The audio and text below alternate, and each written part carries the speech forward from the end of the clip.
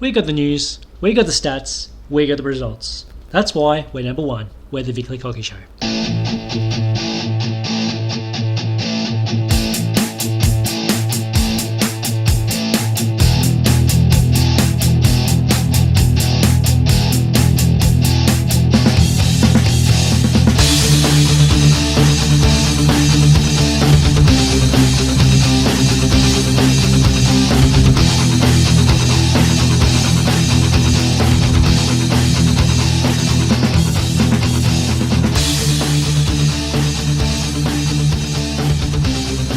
Hello again, welcome to the Vlhs Hockey Show. This is the third episode of the season. Thank you very much. Join me again. Nick Hoogs is my name, former Vlhs keeper.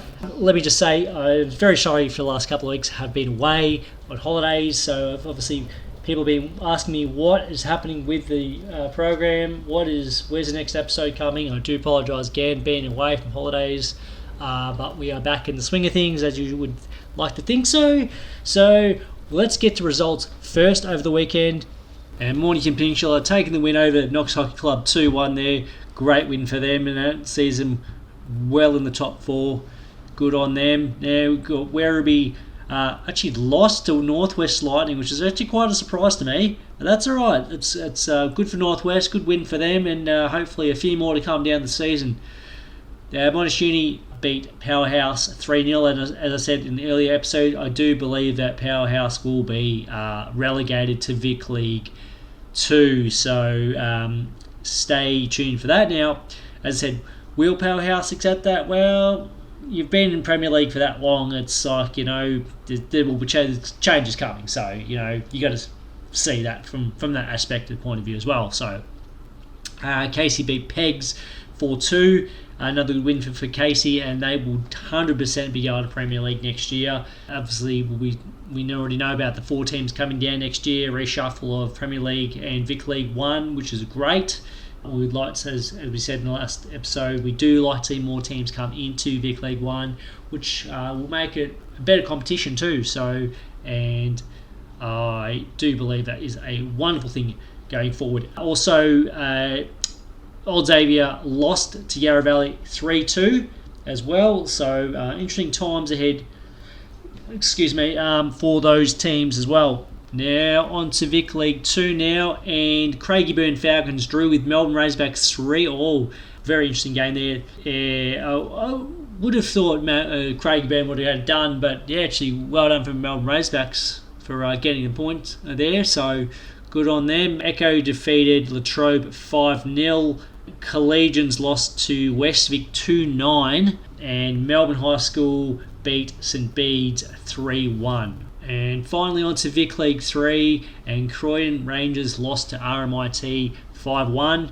Latrobe lost to Frankston 5-0, and Bayside and Melton put out a 2-2 draw. Now to the ladder now, and we've got Casey on top, 6 from 6, with Mornington 6 from 6 as well, and 2 absolutely strong clubs. Now we were talking about Mornington the other week and were saying they were the best of the middle pack over the last 4 or 5 years, and now with Conda Cruz coming as coach, it's obviously worked very well for them and sitting second, which is a wonderful thing. They'll be looking to continue their streak again on the weekend, hopefully so. We'll get to those fixtures later on in the program. We'll talk about them, and what we see will be the defining moments of the season. Obviously, we are a third into the season now, and this is what I was saying about having breaking down your season into 3 6-game seasons. First third, your second third, and then your final third. They are the pivotal moments of your season. You're looking at your first, obviously your coaches will look at their first 6 games and they'll say, okay, rightio, what are we doing right? What are we doing wrong? What changes do we need to make? What changes don't we need to make? They'll be looking at those, and by looking at, say, the Vlhs Hockey Show Stats Center, you can see all the information on there about what is happening during the season, and we'll talk more about that later on as well. So back to the Vic League 1 ladder, and Pegs are third, you got Yarra on fourth, who are outside the four is Old Zavs. Then we got Monash Uni, Northwest Werribee, Knox, and Powerhouse at the bottom. As I said, look, Powerhouse is going to come down 100%, and Knox won't be far behind them. So those two teams are going to be struggling for the whole season. They probably will. One of them will get one win, I would imagine, from what the data we're looking at. So look, when you got 2 goals and 19 against and 1 goal and 31 against, and you're only 6 games into the season, it's going to be a hard slog. You'd probably want the season over, or want the season over already. So from that aspect, when you're negative 30 and negative 17, so and you got 0% chance of making finals. So look, that's an honest view. You just want the season to be done. When you're losing every game, it's not fun. And for myself or for anyone else who's been in that situation before, it's not great. You don't want to play. Now on to Vic League 2 later. We've got Melbourne Seeks first and then Melbourne High School second. Echo sitting third in a nice position there. St Bede's fourth. That's usually a sort of standard sort of spot they sort of sit in 4. Craigieburn Falcons in 5th, Westvic 6th, Collegian 7th, Latrobe and Melbourne Racerbacks on the bottom. Interesting times for a lot of those clubs there. Look, Westvic's getting a couple of good wins there. St Bede's pretty well standard, as I said before, just sitting in the 4. Echo sitting in a nice position, and Melbourne High School we wanting to try and get to Vic League 1. They've been trying to get there for so long. I think they're probably the longest team in Vic League 2 ever. I'm pretty sure. I'd have to double check that stat, but I dare say that is possibly true. I think of all the clubs in that grade, I think Melbourne High School and St Bede's, the only 2 teams, have not gone up to Vic League 1 in recent times. So we will check that stat out for you down the track. I'll have a look at that and I'll report back to you on that as well. And finally on to Vic League 3, we got Frankston first, who are doing an absolutely wonderful job. Andrew Hanning at the reins there, he's doing a sensational job, and they look pretty good for promotion back to Vic League 2, I would imagine. RMIT second. It's quite a surprise to me actually seeing their second spot, and it's nice. It's nice to see a smaller club like them in that position. It's great, and looking really good. Melton third, 2-2, and 2 wins, 2 draws, and a loss there. So sitting third, and in recent times sort of sit down the bottom end of the season, or sort of bottom end of the ladder, pardon me, and nice to see them in a good position. GDW, obviously they had a couple of flags and doing really well, and now we see them now back into Vic League 3. Maybe a finals chance. From what I'm looking at the ladder, it's sort of, I can't really see anyone else coming into the finals. I can't see Latrobe, I can't see Bayside, I can't see Croydon. I can only see Frankston, RMIT, Melton and GDW being finals contenders this year. I'll be surprised if Latrobe get in. I'll be very surprised if Bayside get in, because I don't see them winning a game at all this year under Lucarello. And look, you can't really blame a coach if you lose every game of the season. It's also, there's got to be a gel as well between player, coach and management. That's all got to be sort of put together, and that's all very important when you're wanting to sort of get to say promotion or premiership or anything like that. That's all really, really important. They're the things you want to work to get your team rolling, to hopefully get a flag. I sort of like, when I was playing at Bayside before I finished up, we had Troy Williamson as coach, and he had come in and done a wonderful job, getting us to Vic League 1, which was a marvellous job. It was and it was a great time to be at the club. It was fantastic, great players. We had a good coach with strong foundations, and his commitment to the club was fantastic. And I look back at that as a player. It was a wonderful time, and never take that away. So, but yeah, it's for anybody who's understanding having a new coach in. You may think it's not great. You may think it's a wonderful thing. I think, player voices play a pivotal role in that too. If they're not happy with something, they should raise a hand and say, I don't like this. And if you don't like it, well, and it's not being addressed, then you either change to a club, or change from the club you're playing for, change to another club, or speak directly with your president. Go straight to the top. Just go straight to the top and say, I don't like the way our structure is, or I don't like the way a coach is, or whatever. I think, putting your hand up and actually addressing something and having the balls to say, yes, I have an issue, I think that plays a strong part in the way you build your club going forward. So, some clubs may think that having a bad president is an issue, which it is. I have seen clubs have that problem, and I've seen players walk out on clubs. I've myself walked out on Mornington back in 2007 to go play for Bayside because they didn't believe I was not a state league player. And having walked out in the club, 30 people followed me. So, but having said that, I was lucky enough to play State League and Vic League until I retired. So I was very lucky in that aspect. So, yeah, at the time, the joke was on the club. Or on Mornington, sorry. But, relationships relationships fix themselves, and, it's all good now, whatever. But the point of the matter is that if there is an issue with coaches or players, presidents, whatever, people need to put their hand up and say, yes, we have a problem. There is an issue. You just have to do it. So, getting on to the Vic League Hockey Show Stats Hub, and I'll just dive right in here into the Vic League Hockey Show Stats Hub, and I'll talk to you about some information here we've got right in front of me. So, obviously, Casey on top, doing a great job. Now, if we just had a look at their stats, right, 99% to make finals, of course, yep. 43% to make the grand final and 58% to win the grand final. Now, if you're looking at goal scorers, you've got Brian Young, 13 goals, 2.2 goals per game. Now, that is elite level. That's really, really good.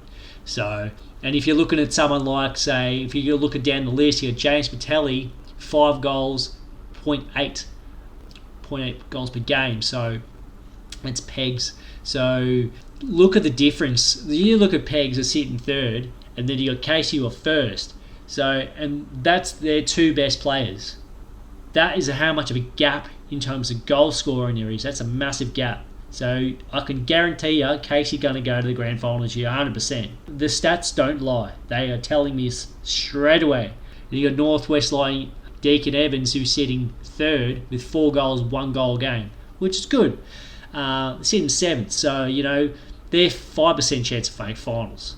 But if we look down to say like Vic League 2, DJ from Echo, he's sitting at 1.7 goals a game, and they're sitting third. So, and they're a 36% chance to make finals. Now, 5% chance to win the grand final would be Echo. So, obviously, finals chances are good, but probably not so great. West Vic, on the other hand, 92% to make the finals. 92% to make finals and sitting 6th. Now, that's quite an interesting stat, actually. I'm actually quite surprised in seeing that myself personally. So, St. Bede's 79% to make finals, which is obviously, I do believe they would make finals. So, now then you look at someone like Collegians, second last, negative 21, 1% to make finals, and then 1% to make grand final, 1% to win grand final. You can guarantee they're not going to make it. So, and Melbourne Razorbacks, they're looking pretty positive for the relegation. Looking down to Vic League 3 here on the Stats Hub. So you have Frankston, RMIT, Melton and GDW. And they all look really good. Frankston 100% make finals, 35% to win the grand final though. RMIT, the favourites at the moment to win the grand final. We'll just, as I said to you, what a surprise. I'm very, very surprised to see that. So, Melton, 9% to win the flag. GDW, less than 1% to win the flag. So, if you look at someone like Latrobe Valley, they are 55% to make the finals, and they're sitting second last. Quite interesting stat there. Look, and if we just go over to the players in Vic League 3, we got Riley Lawrence from Melton, 9 goals and 1.8 goals a game. Very, very strong there. And Melton sitting third, as we talked about before. Thomas Pollock from RMIT. You got in the top 10 players. You got 6 in the top 10 in RMIT. Thomas Pollock, Arjun Sharma, Indigo Tonkin, apologies there, Nathan Davis, Evan Morgan, and then William Kenny just sitting outside the 10. So, RMIT looking very good. And as I said, 53% to win the flag. The way I'm seeing it, it could be an RMIT Frankston Grand Final as it is, but we might see an upset. We might even see changes during Vic League 3. We'll have Croydon come sneaking in the last game of the season. We just don't know. There's going to be some really, really good games coming up this week. And look, for round 6 fixtures, I'm looking at this straight away. This is going to be an absolute ripper. So, Casey and Mornington taking on each other. First, second, going to be an absolute ripper. Get down to that game. Get down. It's going to be an absolute stoker of a game. I wish I was there to go watch that. It'd be top level hockey. First versus second. Round 7. It's going to be an absolute ripper. Casey 1.49 versus Mornington 1.08. Very, very strong.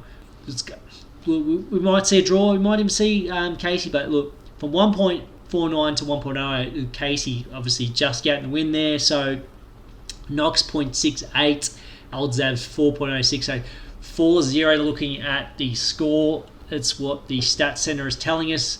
Northwest Lightning to beat Powerhouse 2-0. Now, Pegs and Werribee to have a draw 2-all. Yarra Valley to beat Monash Uni 4-0. And into Vic League 2, Craigieburn to lose to Echo 4-3. St Bede's to beat Razorbacks 3-0.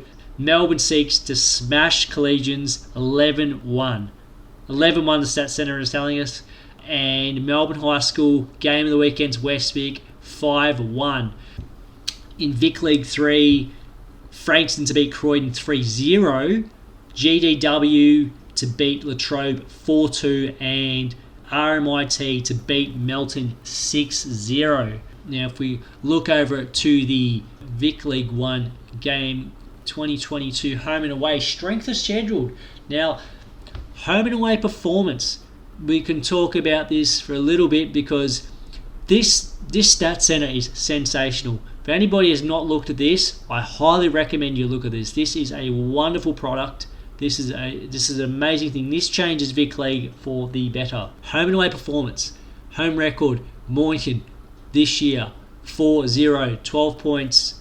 Home score, 12. Strongest in the Vic League competition over the whole board. Best team on the road, Casey. Same thing. Away score, 12.5. Massive points there. So, games in hand for clubs.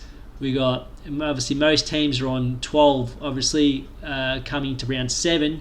So, some teams have 10, there's a few with 11. So, there is so much to talk about with this Stats Hub. And if I go over to the miscellaneous graphs here, expected goals, and you can have a look at expected goals and how strong at each club is in terms of a point system.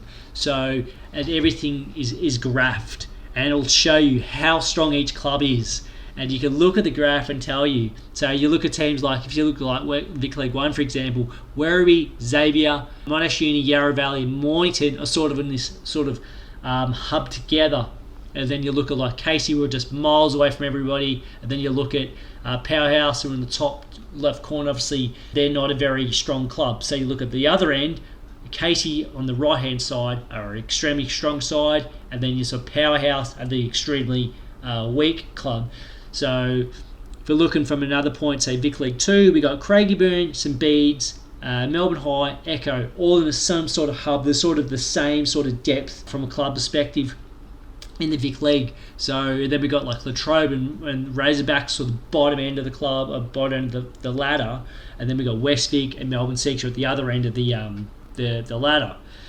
You go to Vic League now, Vic League 3, and this is quite an interesting one because this graph we're looking at is completely just, they're not the same.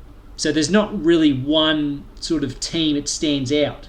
If you look at the other team, like the Vic League 1 and 2, you look at Vic League 3 here, you got Melton and Frankston, sort of on par with each other. Latrobe sitting by themselves, Croydon sitting by themselves, GDW and RMIT at the other end of the scale.